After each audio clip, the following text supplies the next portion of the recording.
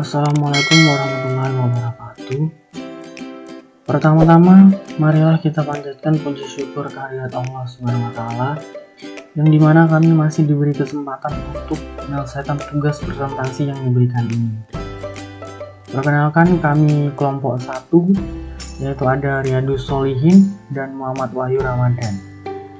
Kami akan membawakan materi presentasi yang berjudul pengertian, urgensi, dan signifikansi metodologi dalam mata kuliah metodologi studi Islam. Materi ini terbagi menjadi 3 submateri, yaitu pengertian, urgensi, dan signifikansi metodologi studi Islam. Materi pertama yaitu pengertian metodologi studi Islam. Secara bahasa, metodologi sendiri adalah rangkaian dari 2 kata, yaitu metode dan logos. Metode adalah cara, dan logos adalah ilmu. Sehingga, secara kebahasaan, metodologi adalah ilmu tentang cara-cara tertentu dalam melakukan suatu ilmu. Sedangkan, studi Islam bisa diartikan sebagai sebuah pilihan ilmu yang mengkaji Islam, baik ajaran, kelembagaan, sejarah, maupun kehidupan umatnya. Jadi, metodologi studi Islam adalah prosedur yang ditempuh secara ilmiah, cepat, tepat, dan praktis dalam mempelajari Islam secara luas dan mendalam pada beragam aspeknya. Lanjut materi yang kedua, yaitu urgensi metodologi studi Islam. Yang pertama ada masalah metodologi adalah masalah ilmu pengetahuan itu sendiri.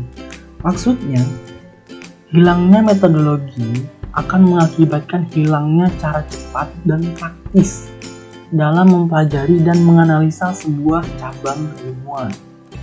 Lalu yang kedua, metode jauh lebih penting dibanding dengan kandungan dan manfaat ilmu pengetahuan.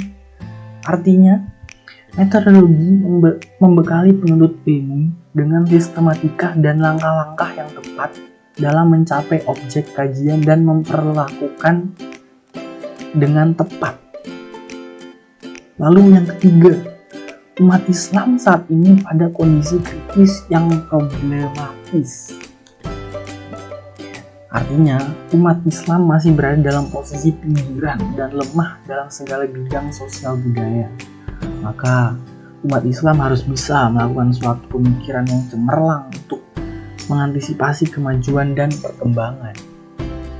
Lalu yang keempat, umat manusia dan peradabannya berada dalam suasana problematis.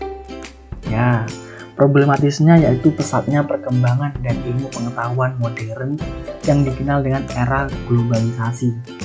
Nah, pada suasana semacam ini, umat manusia membutuhkan aturan-aturan, nilai-nilai, norma-norma, serta pedoman dan pandangan hidup yang dapat diterima oleh semua bangsa. Lanjut ke materi selanjutnya yaitu signifikansi metodologi studi Islam. Yang pertama ada Islam sebagai objek kajian. Artinya, Islam sesuatu yang harus dipelajari, ketahui, dan dipahami. Karena Islam tidak hanya berdiskusi tentang hal yang spiritual, melainkan kaya akan dunia filosofis yang bersifat menyangkut manusiawi sebagai bagian esoteris Islam. Terus yang kedua, Islam normatif dan historis. Artinya yaitu agama yang berisi ajaran Tuhan yang berkaitan dengan akidah dan muamalah. Yang ketiga, dari segi tingkatan kebudayaan, agama merupakan universal kultural. Artinya, sejak dulu hingga sekarang, agama dengan tangguh menyatakan eksistensinya. Berarti ia memerankan sejumlah peran dan fungsi di masyarakat dulunya. Termasuk Islam juga memerankan berbagai fungsi di masyarakat. Nah, dapat diambil kesimpulan bahwa dalam melakukan kajian keilmuan, ada berbagai pendekatan keilmuan yang dapat digunakan untuk menguak dan menemukan formulasi terhadap kajian secara mendalam dan spesifik, khususnya dalam pengkajian Islam itu sendiri. Ya, saya kira cukup sampai di sini. Saya akhiri. Kurang lebihnya mohon maaf. Wassalamualaikum warahmatullahi wabarakatuh.